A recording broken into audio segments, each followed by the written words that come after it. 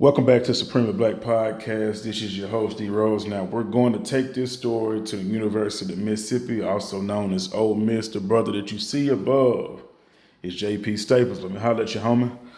So he was the guy that had intimidated or made a mockery of the black lady that was pro-Palestine in a protest that they had on campus. He was making monkey sounds, jumping around. So Mr. J.P. Staples that made himself so famous that he was kicked out of his fraternity, Phi Delta Theta, whatever that shit is. I can't really remember. But he was kicked out of his fraternity, so a lot of people were calling for him to actually be expelled. Now, I doubt, with it being Mississippi, that they will expel him, but he was smart enough to actually delete all of his social media accounts, but not fast enough for people to actually find out who he is and what he's about and what organization he was a part of. So they got him expelled from that, got him kicked out of that, right? The other people mentioned in the video, I'm pretty sure there would be some other things that come out, but this is just a lesson that young people should learn, is that hate only gets you so far. Whether you're trying to be funny, whether you're trying to troll, or what have you. You get your name put out there in the wrong way, and then you lose everything that you actually worked hard for. Getting inside of anything isn't the easiest part of college or even life, but then you throw it all away for being ignorant. Now, some may ask, like, come on now, D Rose, you're not even going in on the young brother. I mean, what more do you really have to say in regards to this? You can't think that James J.P. Staples, the finance major, that is a part of Phi Delta Theta, thought that Friday that he was going to get removed from anything. He would have never thought that with 30 people showing up to a protest and him being a part of the large group of 200 people that were against the protesters was going to be any issue. Why is that? It's because this is simply what James Staples has been taught, right?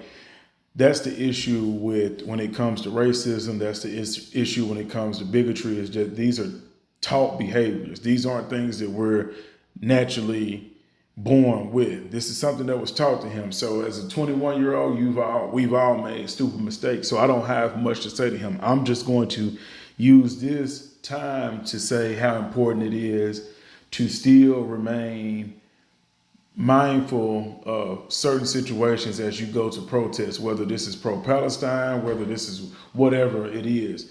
The young lady had approached that group of people, right? If this wasn't on the college campus, there is truthfully no telling of what could have actually happened to her, because she was only a part of a group of 30 people. The masses were 200 plus. So for her to walk into that area wanting to or attempting to taunt them as well is enough to show you that people are willing to stand and die for whatever they want to. Now, did it get to that extreme? No, it didn't. But I like to look at things as if it would have been in a different place, how could it have turned out? Move with the principle, and I understand you got your phone out and you're looking at what could, you want to get everything on camera, but you also need to be into a space where you're protecting yourself, because you are going into a place that does not care for you in general and doesn't care for what you're standing for. She should have had some people with her, not knocking the lady at all. I would think that she would need to move with a group of people. Now, the other bait and twist that they're actually going to spin onto this, and I've already seen it in the comments, and I don't want my people to fall for it, automatically, this is a Trump supporter. Automatically vote blue. Let me just be real with you. Everything that's put on TV is propaganda, regardless of what side that you're leaning on. And again, I am going to keep reiterating just the climate that we're in. This is an election year. And I know people hate politics, but we got to talk about it. Anytime that there's an election year, you have to be very mindful of, all of the distractions that they put out there. The protesters for pro-Palestine, the counterprotesters, the Trump supporters, the Biden supporters. Hell, if you want to be honest with you, them even putting out the rap beef And that's going back and forth. That's all in the news. Everything that's meant to distract you or get you on the side of whether, I don't care if it's white, black, pro-8, whatever. It's something out there to keep you distracted in regards to truthfully what's going on. This situation, just like many others, is being used as a tool to lean people towards either Biden or Trump. And I think that is highly, highly unfortunate. And people will cling on to it. It's like, oh my God, whichever politician speaks to my language in regards to situations that happen like this, whether it is a shooting somewhere, whether it's a protest somewhere, whatever a politician can say to get people on their side, that's what they're swaying to.